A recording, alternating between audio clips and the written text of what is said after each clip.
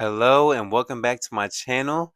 My name is Gabe, and I freaking love music. And today we will be reviewing the new Jill Scott record, "To Whom This May Concern." So Jill Scott is back after over a decade since her last album, Woman, released. And I'm not gonna lie to you guys, I'm very excited to be seeing her back. She's one of the best neo soul artists, honestly, of all time, and she's super well respected within the sphere of people who love and enjoy like R&B and neo soul. And she pretty much has been ever since her 2000 debut of "Who Is Jill Scott." So seeing her back after such a long hiatus of over a decade, like that's crazy. But yeah, seeing her back is just it's very refreshing and it's very awesome to see. So a huge reason why Jill has been gone for so long, as she stated on the podcast, I actually watched the podcast just to get ready for this. Is that she really she wanted to focus more on like raising her son over the last 10 years or so, and making sure that he gets the attention and care that he needs. But she also was saying how she just wanted to do things that like she wanted to do. She wanted to take time for herself and do projects that she wanted to do, and she wasn't very specific on like what those projects are or were. Um, but she basically she was just saying that at the time it just wasn't music. Like music wasn't in her passion, and she just wanted to try out new things that she was passionate about at that time. And she didn't want to continue to submit to a music industry that can be very pressuring on artists to continue to drop as much music yearly as they possibly can, even if it sacrifices quality and passion for it. But I guess she finally got that itch back, and boy, she came back with an absolute banger. And not only that, but she gave us quite a bit to listen to. She gave us 19 songs with a 58-minute runtime. And this is just like a really fun one. And I was also very curious to see like how she was going to sound and the types of soundscapes she was going to explore after being gone for so long, especially because musically, trends have really changed a lot, and I mean they changed a lot over just like a couple of years. But yeah, they've really changed a ton, especially over the last 10 years. And I had no doubt in my mind that she'd be able to make it work. And I'm also not saying that she should make an album predicated towards these trends or like what the mass would think, or like would enjoy. I was just really curious to see how fresh it would sound, after being gone for such a long period of time. But she made it sound very fresh, not gonna lie. With so many different sounds going on throughout this project, and so many different themes being focused on throughout this project from song to song. And she does it really well too. She does it without it sounding messy or anything like that. She did a very good job at curating this one.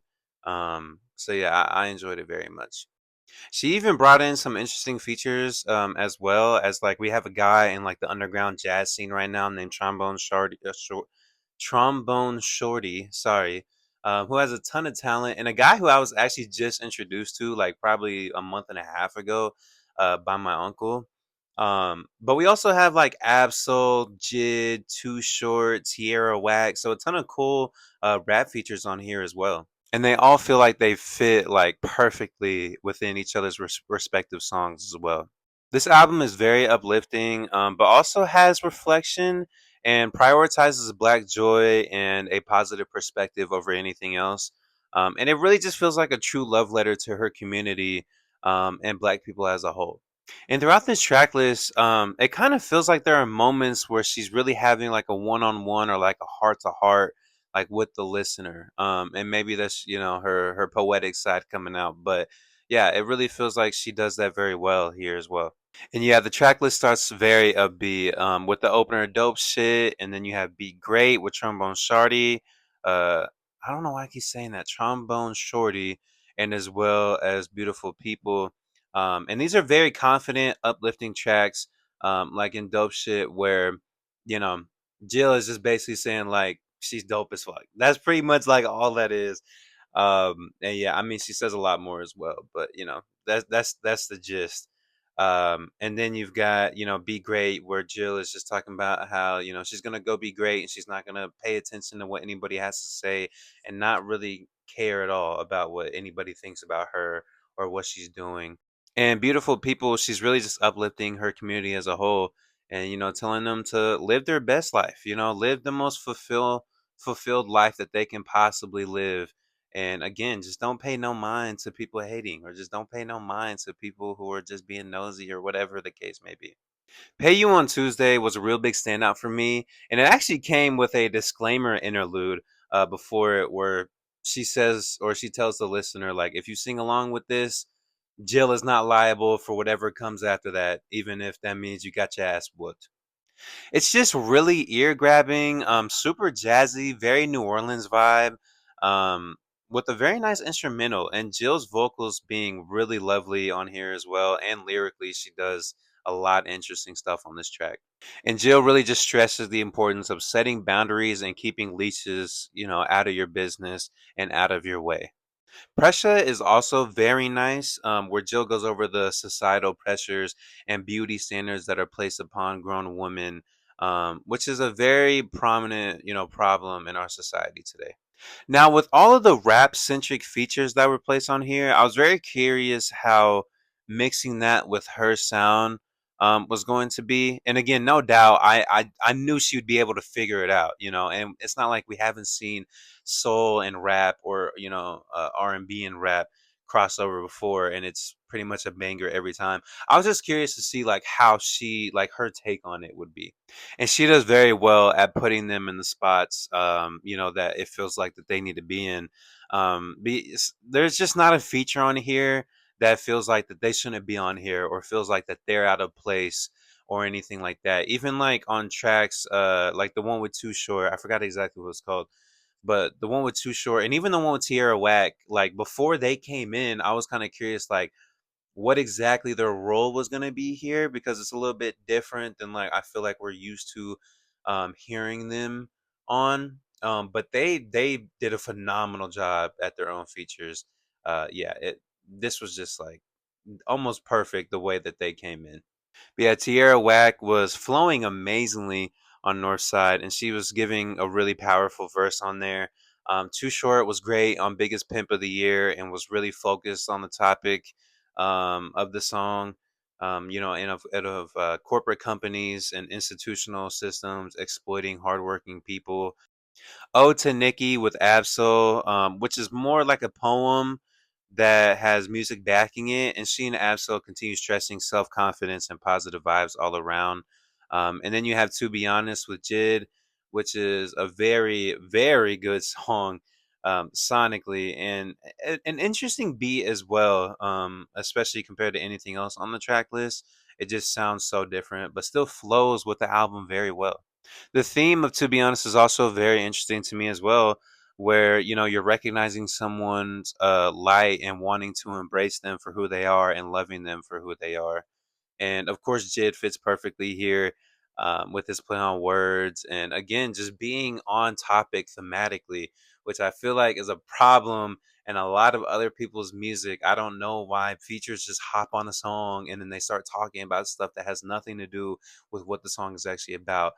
But Jill had no problem here. Jill had no problem with her features on here. They did almost as perfect as they could on all of them. They were focused topically, and maybe that was Jill kind of giving them a script and saying, like, this is what I want you to say.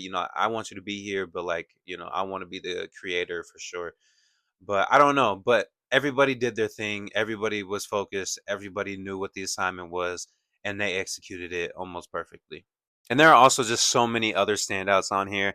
I just can't go into crazy detail because we actually just be here all day. But Lifting Me Up is so good, and even Off the Back is just also so good. And this track list wraps up with Sincerely Do, which continues to reiterate the main point of the project and the main topic of the project of self confidence and uplifting your community and stuff like that. But it's also very reflective, and it recognizes a personal journey of acceptance and growing emotionally. Yeah, this album is just very good, very cohesive, and just amazing. There are not very many weak points on here at all, and it's really the type of album like you'd love to see being performed live. I don't know what it is, but like I just would love to see Jill, singing her heart out on a stage, and then all the instrumentalists doing their thing, and playing their instruments. Like it'd just be fascinating to see, and just with what's going on lyrically and sonically, it just would be an amazing album to see performed live all the way through for me. Like I'd love to just like I would pay, I don't know, upwards of like $100 just to see her play this album for 58 minutes straight. It's just a very awesome experience listening to this one. And even with it having like sort of a longer runtime, I mean, 58 minutes isn't too bad for an album, but still like kind of longer, especially from I feel like what we're used to now. There's just not a moment it doesn't keep you engaged and doesn't keep your attention to what's going on within the music. And for that reason, for this one, I'm going to be giving it a 9.38 out of 10. Definitely, an early album of the year contender for me. Yeah, I just absolutely love this one, and I'm assuming it'll continue to grow on me as the year progresses. But yeah, that's it from me. 8.8 on this one. I encourage you to go listen to it yourself. Let me know what you think. If you liked it more, let me know. Let me know what I missed out on. If you didn't like it, also let me know. I don't know. I don't know. But yeah, thank you guys for watching. You guys are awesome. Hit subscribe. Uh, hit the bell. Comment. Do all those other things that all those other YouTubers tell you to do. And yeah, thank you guys for watching. Peace out.